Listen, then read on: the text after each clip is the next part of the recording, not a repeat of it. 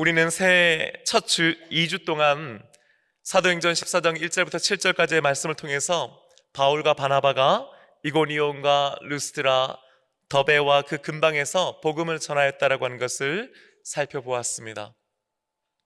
그들은 환난과 가난과 고난 속에서도 예수님을 전하였지요.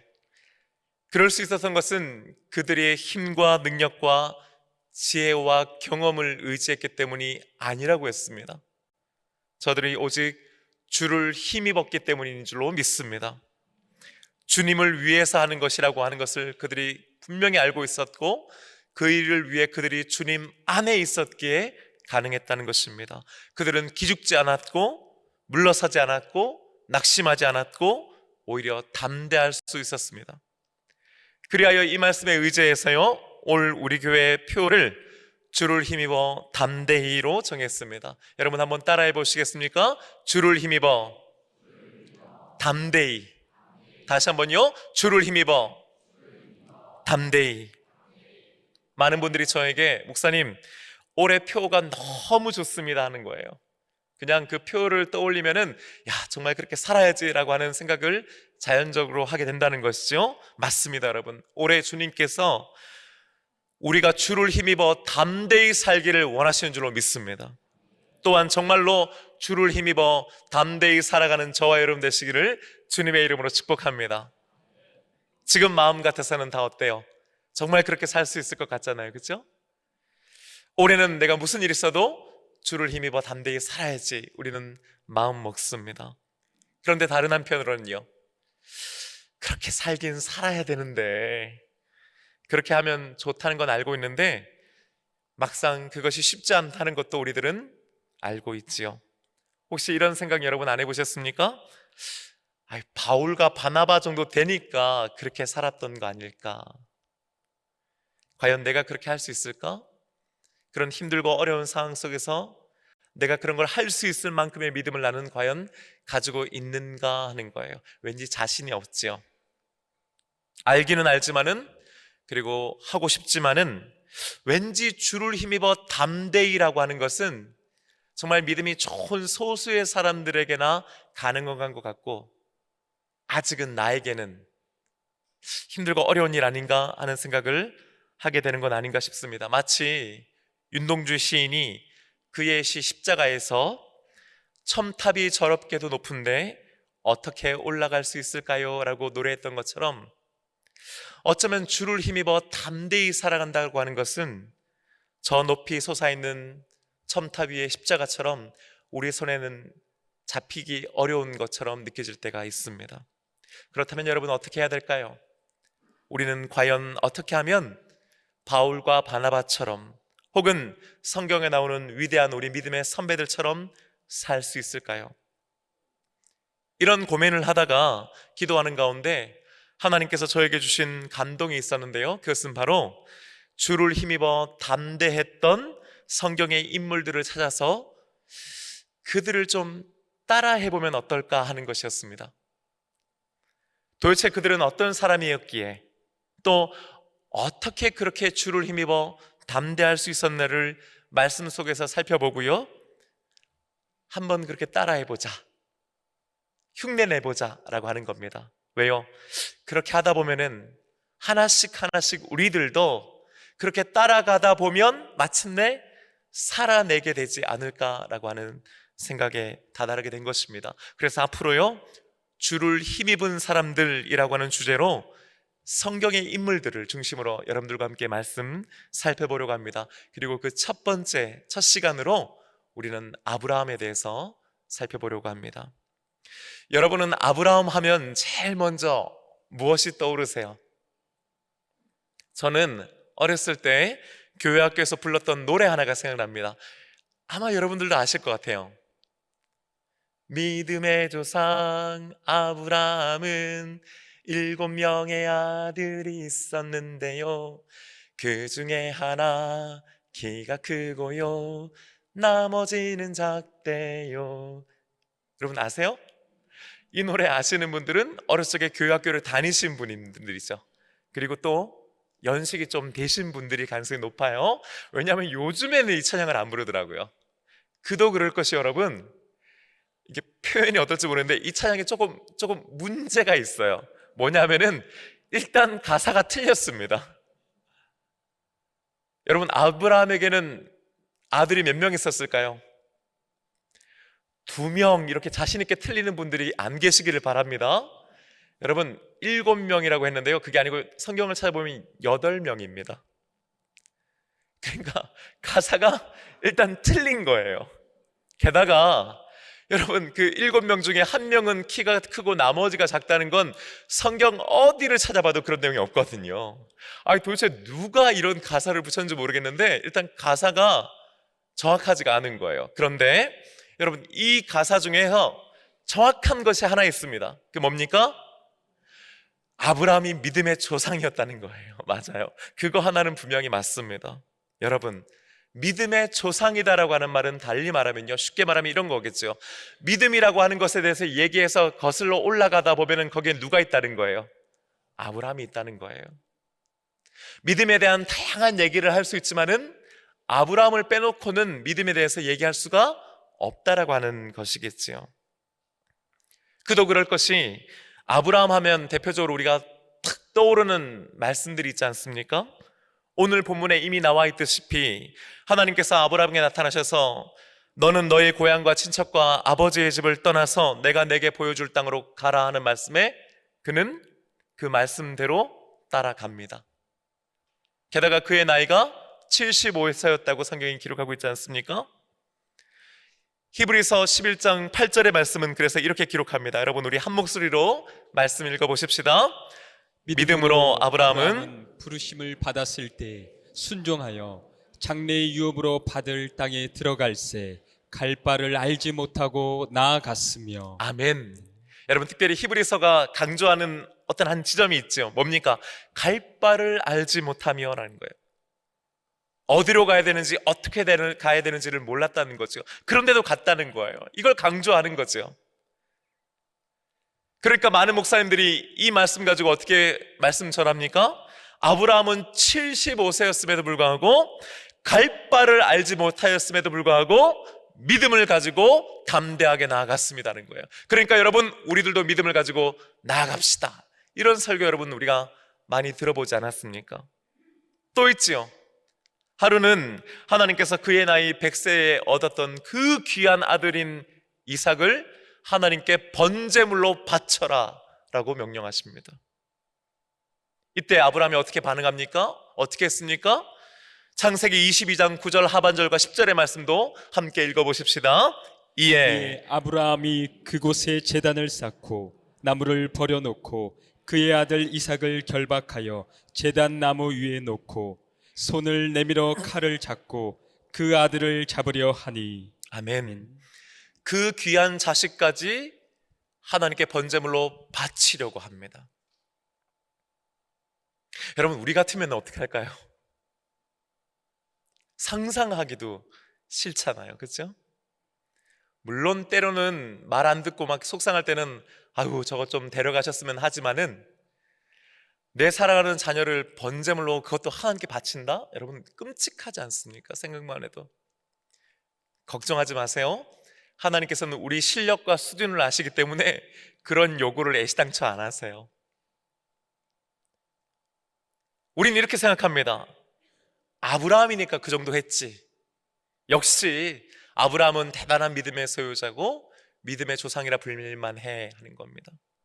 목사님들도 그렇게 설교 많이들 하시죠? 여러분, 아브라함은 이삭까지도 바쳤습니다. 그러니 우리들도 어떻게 해요? 가장 귀한 것, 가장 큰 것을 하나님께 아낌없이 바쳐야 합니다. 이런 식으로 많은 목사님들이 설교하지 않습니까? 사실요, 아브라함에 대해서 우리가 조금은 알고 있는 분들이라면은 어쩌면 오늘 주를 힘있는 사람들의 그 첫 번째 시간으로 아브라함을 선택한 것에 대해서 목사님 처음부터 너무 센 사람 데려온 것 아닙니까? 이런 생각하실 수도 있을 것 같아요. 목사님 좀 닮아가자면서요, 배워가자면서요. 그런데 그런 것 치고는 아브라함은 넘사벽, 우리와는 완전 다른 차원에 있는 믿음의 사람 아닙니까? 그렇게 생각하신 분이 계실지도 모르겠습니다. 하지만 여러분, 여기서 우리는 중요한 질문 하나를 해보아야 합니다. 그것은 바로, 그렇다면은 아브라함은 처음부터 그렇게 믿음의 사람이었는가 하는 겁니다. 그는 처음부터 믿음의 조상이었는가? 그는 처음부터 이삭을 바칠 만큼 대단한 믿음의 사람이었는가 하는 것입니다. 대답은 뭘까요? 그렇죠. 아닙니다 하는 겁니다. 그가 처음부터 그랬던 것은 아닙니다. 흔한 말로요, 떡잎부터 달랐던 사람 아니었다는 겁니다. 딱 봐도 대단한 믿음의 사람 혹은 남다른 믿음의 사람이었을까요? 그렇지 않았습니다. 우리하고 똑같았습니다. 처음에는 하나님이 어떤 분이신지조차 그는 몰랐습니다. 아니요, 그래도 우리는 하나님이 계시다라고 하는 건 믿잖아요. 근데요, 어쩌면은 그는 하나님의 존재 자체에 대해서도 확신하지 못했을지도 모르지요. 그런 사람인데 믿음은 도대체 무슨 믿음입니까? 아유, 뭘 여러분 알아야 믿음도 가지는 것 아니겠어요? 그의 삶을 한번 보십시오. 실수투성이었습니다. 의심도 많았습니다. 하나님의 약속을 믿는다 하면서도요, 인간적인 방법으로 뭘 어떻게든 해보려고 노력했던 사람입니다. 그러다가 죽을 뻔하기도 했고요, 그러다가 모든 것을 잃을 뻔하기도 했습니다. 하나님께 꾸지람을 듣기도 했지요. 물론 그럼에도 불구하고 이렇게 말씀하신 분들이 계실 겁니다. 아니 목사님, 그래도 아브라함은 처음부터 하나님의 말씀에 순종했지 않습니까? 갈 바를 알지 못함에도 불구하고 그 하나님의 말씀을 믿고 따라갔잖아요 라고 말씀하실 분들이 있을 거예요. 맞습니다. 아브라함이 정말 하나님의 말씀을 따라갔습니다. 그런데 핵심은 뭐냐? 정말 그에게 믿음이 있었을까 하는 겁니다.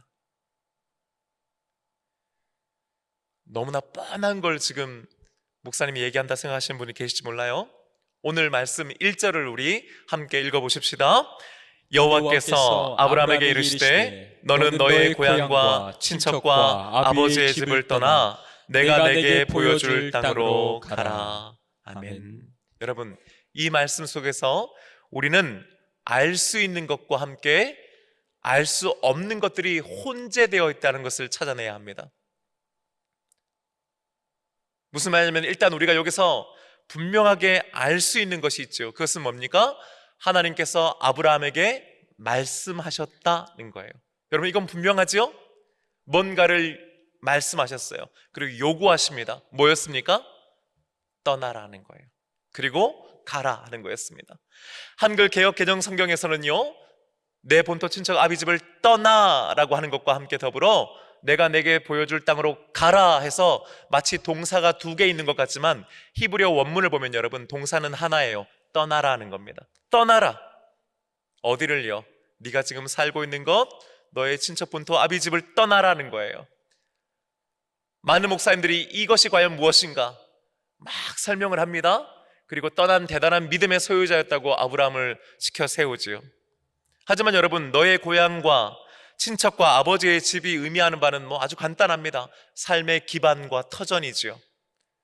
내가 살고 있는 곳, 내게 익숙한 곳, 내가 편안한 곳, 무언가가 보장되어 있는 그곳으로부터 뭐 하라고요? 떠나라는 거예요. 하나님 그걸 요구하시는 겁니다. 반대로 알 수 없는 것들이 있잖아요. 뭡니까? 아브라함에 대해서는 여러분, 우리가 알 수 있는 게 없다는 거 아세요? 무슨 말이냐면은 오늘 본문 말씀 속에서는요, 아브라함이 도대체 어떤 사람인가에 대해서는 전혀 나와 있지 않아요. 또 한 가지, 왜 하나님께서 그 많은 사람들 중에서 하필 아브라함을 꼭 집어 선택하셨는가? 왜 이에게 이런 말씀을 주시는가에 대해서는요, 전혀 설명 나와 있지 않습니다. 제가 네코믹 신학교에서 오늘 본문 말씀을 가지고 어린 아이들에게 성경 동화를 들려주기 위해서 성경 동화를 만드는 수업을 한번 들은 적이 있어요. 그러니까 오늘 이 창세기 12장 1절부터 4절까지의 말씀으로 유치부 아이들에게 성경 동화를 가르쳐 준다면은, 성경 동화를 들려준다면은 어떻게 할 것인가 하는 게 숙제였어요. 그래서 각자가 동화를 하나씩 만들어 오는 겁니다. 그리고 학생들이 돌아가면서 영어로 이제 그 자신이 만들어 온 동화를 이제 소개하는 거예요. 발표하는 거예요. 그러면은 교수님이 그걸 듣고요, 하나씩 하나씩 코멘트를 해줍니다. 그리고 그걸로 성적을 내줘요. 자, 그런데 여러분, 재밌는 것은요, 그 수업에 거의 모든 학생들이 똑같은 지적을 교수님한테 받습니다. 그게 뭐였냐면요, 예를 들면 이런 거예요. 여러분 한번 들어보세요. 대부분의 학생들이 그 성경 동화를 하면서 이런 내용을 넣는 겁니다. 옛날에 아브라함이 살았어요. 근데 아브라함은 참 착한 사람이었어요. 혹은 아브라함은 믿음이 정말 좋은 사람이었어요. 혹은 아브라함은 하나님을 너무너무 사랑하는 사람이었어요. 하나님을 잘 믿는 사람이었어요. 혹은 하나님의 친구였어요. 이런 얘기들 말이에요. 그런데요, 교수님께서 이렇게 지적하시는 거예요. 누가 그래?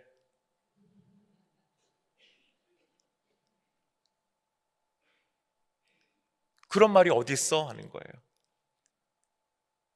여러분, 한 가지 흥미로운 점은요, 그 수업 시간에 저희들이 시중에 영어로 나와 있는 영어 동화들, 이 아브라함의 부르심에 관한 이 창세기 12장 1절부터 4절까지의 동화들을 모아가지고 같이 돌려보았는데요, 대부분의 동화들이 이런 식으로 접근하고 있다는 거예요.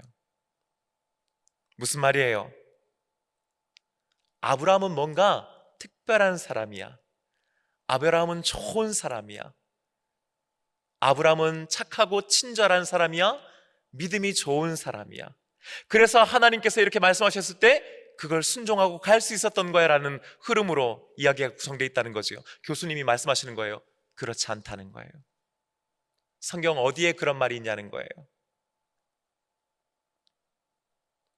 그러고 다시 성경 말씀을 보니까요, 진짜 성경에는요, 아브라함이 어떤 사람이다, 아브라함이 어떤 성격이고 어떤 성품을 가지고 있었다, 어느 정도의 믿음을 가지고 있었다는 말은 하나도 있지 않더라고요. 마치 아브라함이 어떤 사람인지는 전혀 중요하지 않다는 듯이, 그건 하나님께 아무런 문제가 되지 않는다는 듯이 아브라함에 대한 얘기는 없습니다. 다만 하나님께서 어떻게 말씀하셨는가만 분명하게 기록되어 있다는 것이죠. 2절 말씀에는요, 그 하나님의 말씀에 따르게 될 때에 얻게 되는 결과에 대해서 이렇게 설명합니다. 2절 말씀도 함께 읽어보십시다. 내가 너로 큰 민족을 이루고 내게 복을 주어 내 이름을 창대하게 하리니 너는 복이 될지라. 아멘. 세 가지를 말씀하세요. 첫 번째는요, 너로 큰 민족을 이루게 해주겠다. 두 번째는요, 내게 복을 주겠다. 그리고 마지막 세 번째는 내 이름을 창대하게 해주겠다라고 하는 겁니다. 자, 그런데 여기서 중요한 것은 주체가 아브라함이 아니에요. 무슨 말이냐면은, 아브라함이 지금 하나님께 나는 이렇게 되고 싶으니까, 이게 내 꿈이니까, 이게 내 목표이고 비전이니까 하나님 이렇게 해주세요라고 말하고 있지 않다는 거예요. 여러분, 그는 한 번도 그렇게 되는 것을 원했던 적이 없었습니다. 그는 우리들처럼 그걸 기도 제목으로 막 적어 낸 적이 없다 이 말이에요. 그럼 누가요? 성경은 내가라고 했습니다. 누굽니까? 하나님께서 그렇게 하시겠다는 것입니다. 하나님께서 이 모든 것을 계획하셨고 이루어 주시겠다고 약속해 주시는 것입니다. 우리가 알다시피요, 아브라함은 하나님께서 언급하신 이 세 가지의 엄청난 약속에 하나도 부합하는 것이 없는 사람이었습니다. 창세기 11장 30절 말씀 보면요, 아브라함에게는 자식이 하나도 없었습니다. 75세가 되도록 자식 한 명 없는데, 여러분 도대체 큰 민족은 무슨 큰 민족입니까? 고대 근동 지역에서요, 자식은 곧 신으로부터 받은 축복의 상징이라고 생각했어요. 그러니까 자식이 많다는 것은 그만큼 그 사람이 신의 사랑과 축복을 받은 사람이다라고 하는 가장 눈에 선명하게 보이는 증거였단 말입니다. 자식이 없다는 건요, 복 못 받았단 말이에요. 좀 심하게 말하면요, 저주받은 인생이라는 뜻입니다. 복과는 아무런 상관없는 인생이라는 말이에요. 그는 재산은 많았습니다. 하지만 여러분, 재산이 많은들 뭐합니까? 물려줄 사람이 없는데요. 아브라함의 이름을 누가 알겠습니까? 그냥 한평생 살다가 이름도 남기지 못한 채 그냥 살다가 가는 평범한 인생이 바로 아브라함의 인생이었습니다. 아브라함은 이 세 가지 중 어떤 것도 단 한 번도 꿈꿔본 적이 없는 사람이에요. 그런데 이걸 누가 지금 계획하고 계시는 겁니까? 누가 이루시겠다는 겁니까? 하나님께서 하시겠다는 것입니다. 하나님께서 계획하시고 하나님께서 아브라함을 선택하셨습니다. 우리는 그 이유를 몰라요. 도대체 왜 아브라함의 어떤 부분 때문에, 무엇 때문에 아브라함이 선택받았는지는 알 수 없습니다. 그것은 전적으로 하나님께서 하신 일이었단 말입니다. 하나님께서 그리고 그에게 약속해 주십니다. 그러면서 하나님께서 요구하신 것은 딱 하나였습니다. 떠나라는 것이었습니다. 떠나면 나머지는 내가 다 한다고 말씀해 주신 줄로 믿습니다. 바꿔 말하면요, 아브라함은 뭘 한 겁니까? 맞아요, 떠난 거예요. 그거 하나 한 겁니다. 4절 말씀도 함께 읽어보십시다. 이에 아브라함이 여호와의 말씀을 따라갔고 롯도 그와 함께 갔으며 아브라함이 하란을 떠날 때 75세였더라. 아멘. 아브라함은 자식 하나 없었습니다. 지질이 복도 없는 사람입니다. 이름이 알려지지도 않았습니다. 그런데 어느 날 갑자기 알지도 못하고 보지도 못하고 듣지도 못했던 어떤 하나님이라고 하는 신이 나타나서 떠날 것을 요구하는 거예요. 그러면서 세 가지의 엄청난 약속을 해주는 겁니다. 여러분, 좀 맥 빠지는 일일 수 있고 좀 덜 은혜로울 수는 있는데요, 그래서 떠난 겁니다. 대단한 믿음이 있어서요? 아니에요. 여러분, 오늘 본문 말씀 1절부터 4절까지의 말씀 중에서 믿음이라고 하는 단어는 단 한 번도 기록되어 있지 않아요. 아브라함에게 믿음이 있었다? 혹은 심지어 그가 하나님을 믿었다라고 하는 말조차도 없습니다. 큰 민족을 이루게 해주겠다, 내게 복을 주겠다, 그리고 네 이름을 창대하게 해주겠다고 하니까 그 약속을 믿고 따라간 것이지 그에게 믿음이 있었던 것은 아니란 말입니다. 도대체 그는 하나님께서 하실 말씀이 뭔지를 다 몰랐을 겁니다. 자신에게 이렇게 엄청난 약속을 해주는 이가 누군지도 아마 그는 잘 몰랐을 겁니다. 자신이 받게 될 복이 얼마나 큰 것인지 그는 가늠조차 못했을 것입니다. 다만 복을 주신다고 하니까, 자신이 복의 근원이 된다고 하니까 그게 좋아서 그렇게 한번 되면 좋겠다 해서 그의 인생을 거기 한번 걸어본 겁니다. 사랑하는 여러분, 그런데 여기에 은혜가 있는 겁니다. 아브라함이 한 것이라고는요, 떠난 것밖에는 없습니다. 아직 그에게는 소위 우리가 말하는 그 믿음이라고 하는 영역이 아직까지 갖추어져 있지 않아요. 그는 아직까지 하나님을 인격적으로 만난 적도 없습니다. 하지만 하나님께서 이미 그를 통해서 하나님의 역사를 이루어갈 계획을 세우셨고 실행에 옮기고 계신 줄로 믿습니다. 하나님께서는 그런 아브라함조차도 함께 주신 줄로 믿습니다. 아브라함이 잘한 것이 있다면, 아브라함이 칭찬받아 마땅한 것이 있다면 그것은 하나님의 말씀에 반응했다라고 하는 겁니다. 여러분, 생각해 보세요.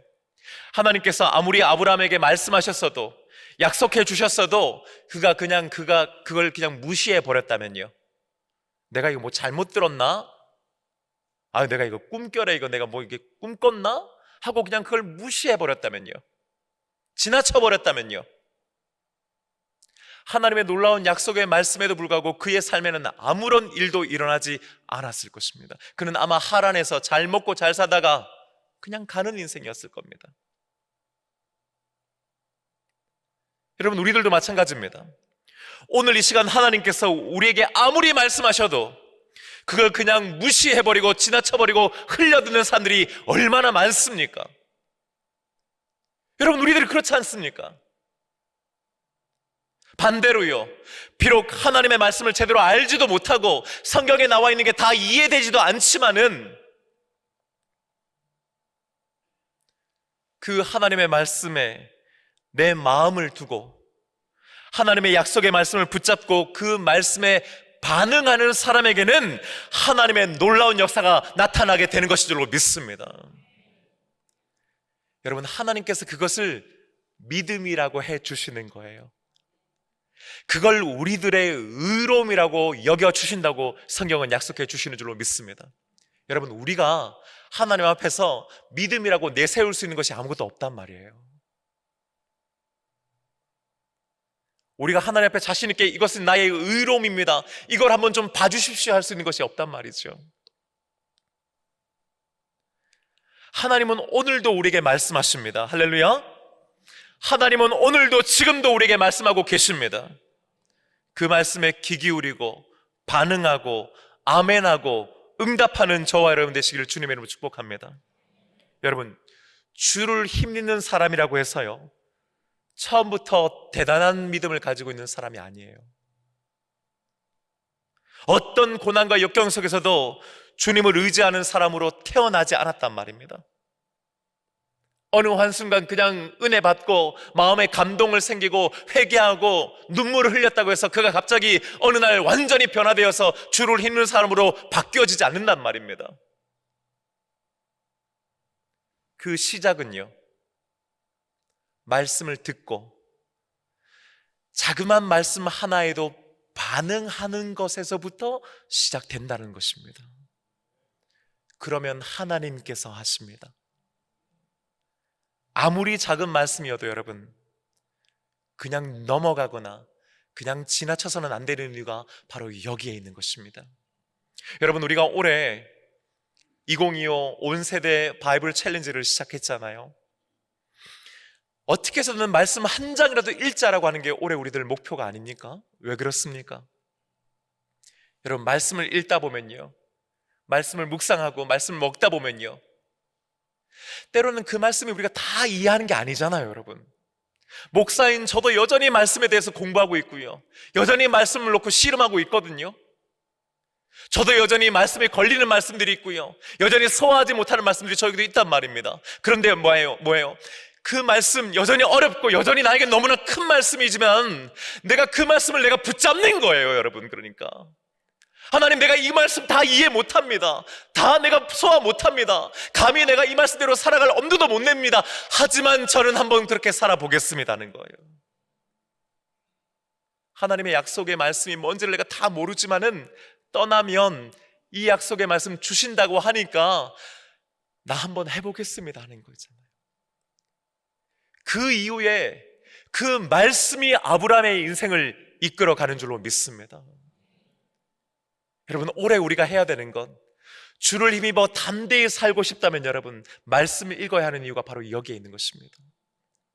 아무리 짧은 말씀, 아무리 간단한 말씀, 아무리 작은 단어 하나라도 여러분, 그 말씀이 내게 들리고 내가 그 말씀에 반응하면 나머지는 하나님이 하시는 줄로 믿습니다. 그러니 여러분, 내가 주를 힘입어 살아야지라고 열심을 내는 것도 있지만은 먼저 말씀을 붙잡고 말씀이 우리를 사로잡으면 그 말씀이 우리로 하여금 그렇게 살아가게끔 인도해 주는 줄로 믿습니다.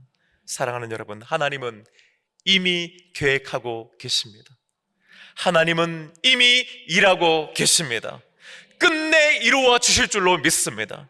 이 사실을 믿고요, 2025년 한 해 동안에 어떻게든 말씀 읽고 자그마한 말씀 하나라도 그 말씀에 내가 반응하면서 그 말씀을 붙잡고 살아가는 저와 여러분, 그리하여 그 말씀에 힘입어 주를 힘입어 담대히 살아가는 여러분 되시기를 주님의 이름으로 축복합니다. 이제 우리 다 함께 자리에서 일어나셨어요. 하나님의 부르심 찬양하면서 오늘 주신 말씀 생각하며 결단하기 원합니다.